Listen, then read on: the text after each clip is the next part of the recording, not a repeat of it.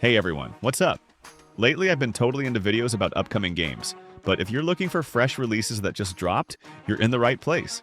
In this top list, I've picked the most interesting new games that came out super recently and that definitely deserve your attention. And I'm 100% sure you'll find something for yourself in this list. At least one game will catch your eye for sure. Alright, without any long intros, let's get started. Let's go. For the last few weeks, I've been completely absorbed in Kingdom Come Deliverance 2. And I even made a separate video with cool details. I'll leave the link in the description if you haven't seen it yet. The story picks up just a few days after the ending of the first game. Henry and John Tachek are trying to deliver an important message about a rebellion against King Sigismund. But after being attacked by bandits, they end up at the walls of Trotsky Castle with no equipment or documents. The story is packed with intrigue, betrayal, and dramatic moments. From saving Tachek's best friend to the impressive finale, I realized the whole plot reminded me of Guy Ritchie movies. A bunch of gentlemen of fortune come up with these grand plans, but everything always goes sideways somehow. What really impresses me is how the world reacts to your actions. Help a poor guy? He might show up later and return the favor. Rude to an important merchant? Get ready to pay more or lose access to rare goods entirely. Rumors about your deeds spread between settlements, and decisions in quests, and even small ones, can come back in the most unexpected moments. I remember once I helped refugees fight off bandits, and later they joined the defense of a fortress. Those moments really surprised me. You know, it's just pleasant to exist in this game. You can feel the developers put their soul into every element. Of course, not everyone will enjoy the medieval setting or RPG genre, and for full immersion, it's better to check out the first part. But if you're wondering whether this game is worth playing, the answer is definitely yes. It's so worth it, friends. Warhammer 40,000, Space Marine 2, the best game in the Warhammer 40k universe. Everything about it is perfect, friends, down to the smallest details. A Space Marine feels like a Space Marine. This isn't just some generic dude, but a huge genetically modified man in super heavy Mark 10 armor who moves with a heavy but confident stride.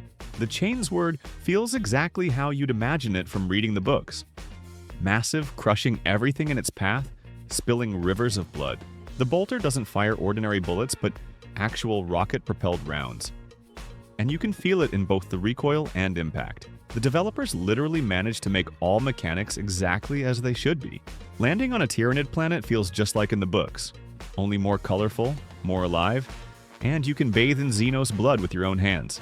This is truly the best co-op shooter I've played this year. As for downsides, I'd mention the questionable balance in PvP, no photo mode in co-op, and after 5 hours of continuous play, my RTX 4070 lost half its frames, and you could fry an egg on my processor. But the developers promised an optimization patch, so we're waiting. I don't see any reason to be negative yet. The game is pretty fresh after all. I recommend everyone try this experience for themselves.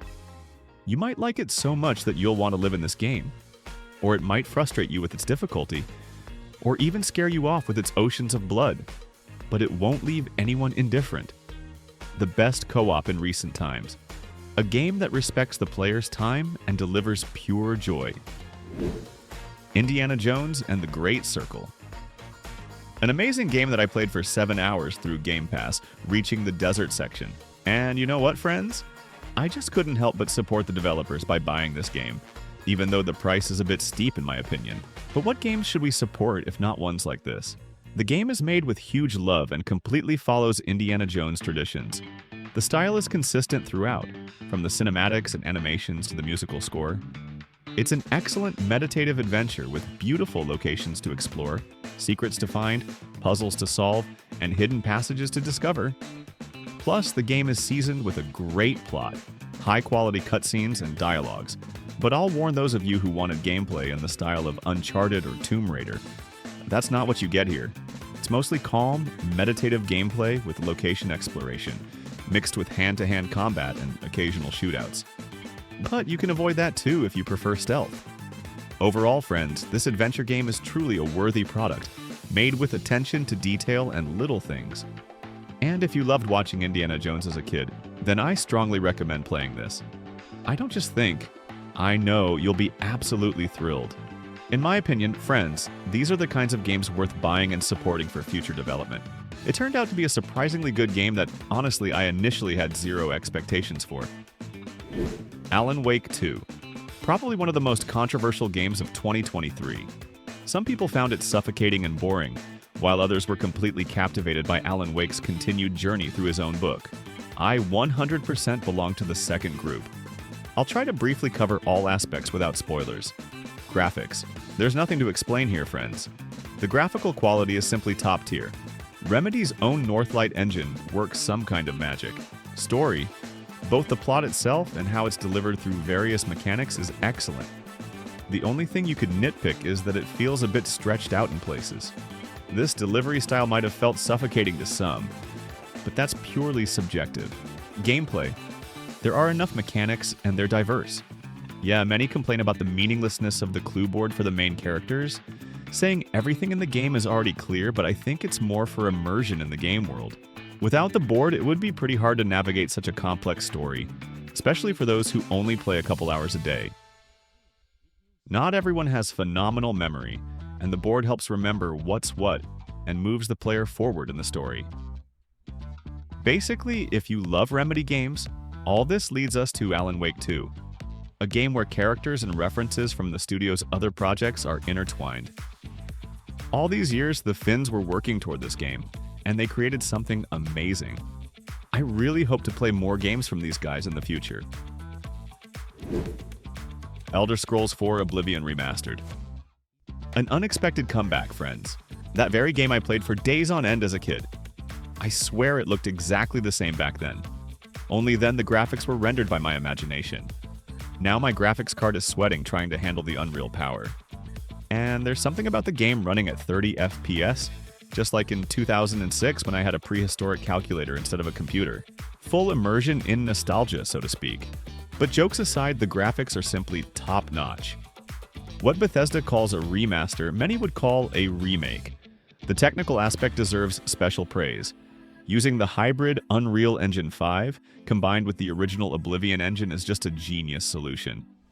The game looks modern while preserving the unique charm of that 2006 game.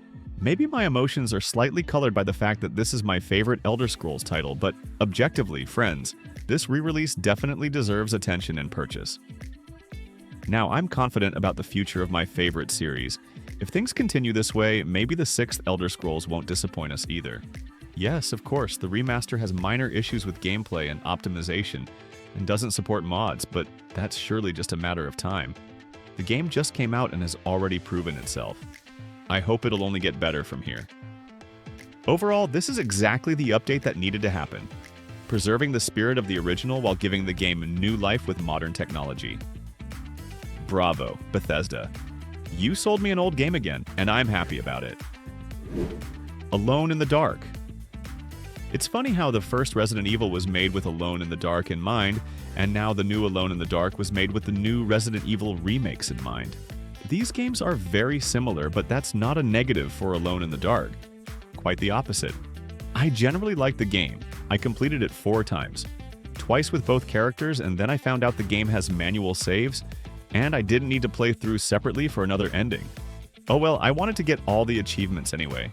The game turned out to be quite interesting, so I don't regret the time spent. Not once. During the second playthrough, I connected more with what was happening, connections formed in my head, and many questions from the first playthrough found their answers. I really enjoyed the plot. We arrive at a mental hospital to visit an uncle and almost end up becoming patients ourselves. Colorful characters, interesting dialogues, unusual situations, and even a bit of humor. You won't get bored, trust me on that. The atmosphere of 1930s America is authentically portrayed. Well, as far as I can imagine, America in that period.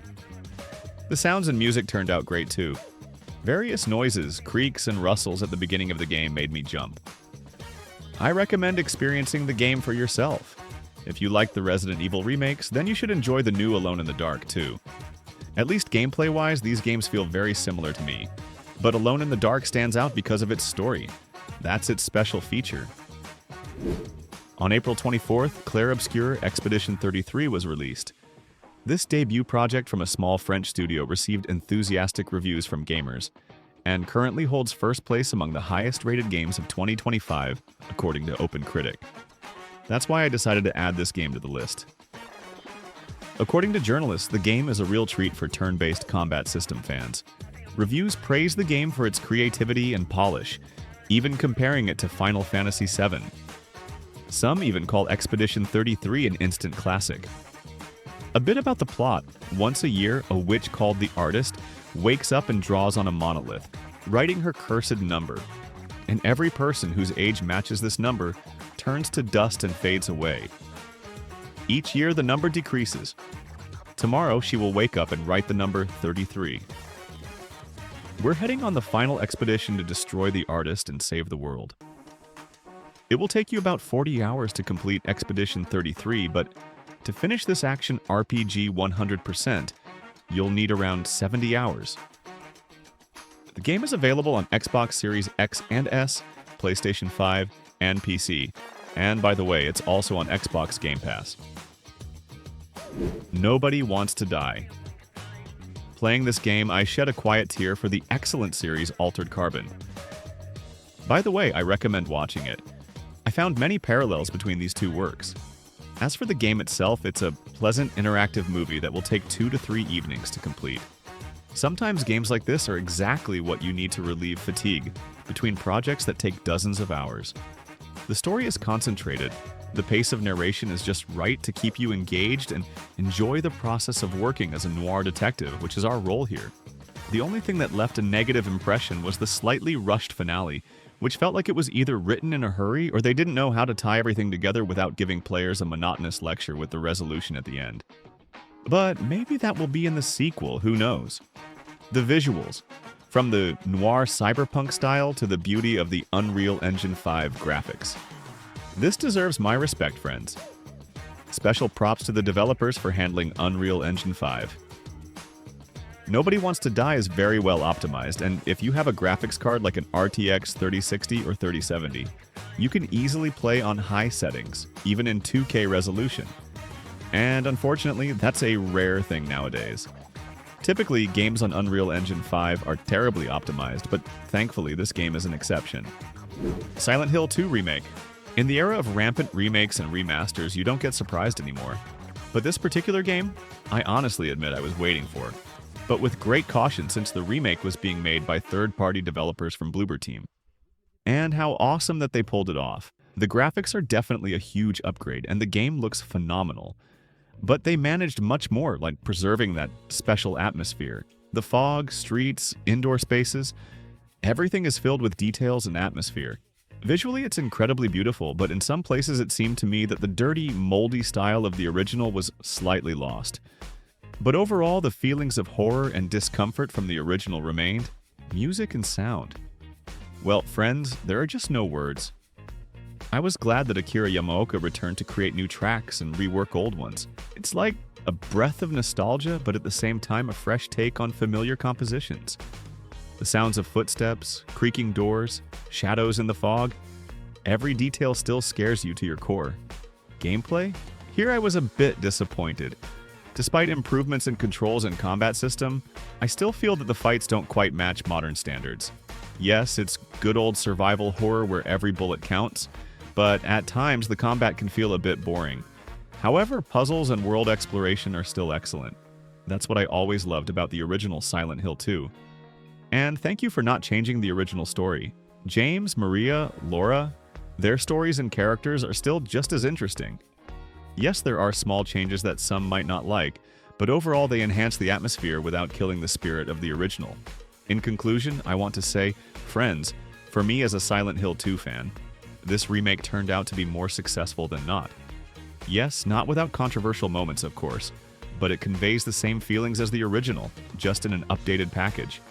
If you love atmospheric horror and want to return to Silent Hill, it's definitely worth it.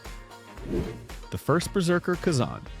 Who would have thought that a game I dismissed at announcement as just another Dark Souls clone with a cool name would turn out to be one of the best games of early 2025 for me, and one of the best From Software followers. With all my love for From Software games, I can say that the combat system and feeling from fighting enemies is much more pleasant in Khazan than, for example, in Elden Ring. Thanks to the amazing impact abundance of combat techniques, and excellent parrying system. The game also has great level design and very large corridor levels with forks. Those who weren't big fans of the open world in Elden Ring will enjoy Khazan's levels much more. The combat system turned out just fantastic. It combines elements from Sekiro, Nioh, and Wukong. Parrying in the game is very pleasant, friends, and the parry windows are much better than in Lies of P. Something, on the level of Sekiro. The bosses in Khazan are some of the most difficult and well-designed in the genre. The third boss alone. Oh guys, better check out boss guides first to save your nerve cells. The graphics are quite unusual here, yes, but there's a special charm to it, you have to admit.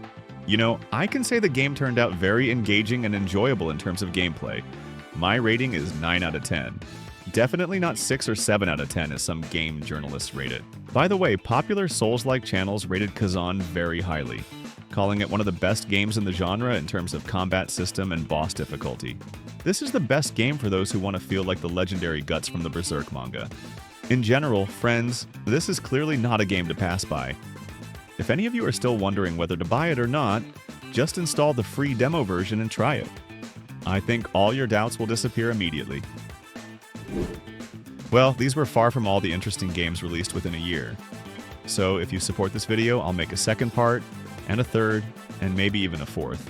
You can also write your favorite games in the comments, and it'll be interesting to read them. And a special big thank you to everyone who supports me with a like. I really appreciate it. Thank you so much again. And if you're here for the first time, then subscribe. There's going to be a lot of interesting stuff from the gaming world ahead. And as always, I'm sending hugs and good luck. Take care of yourselves, friends. See you soon.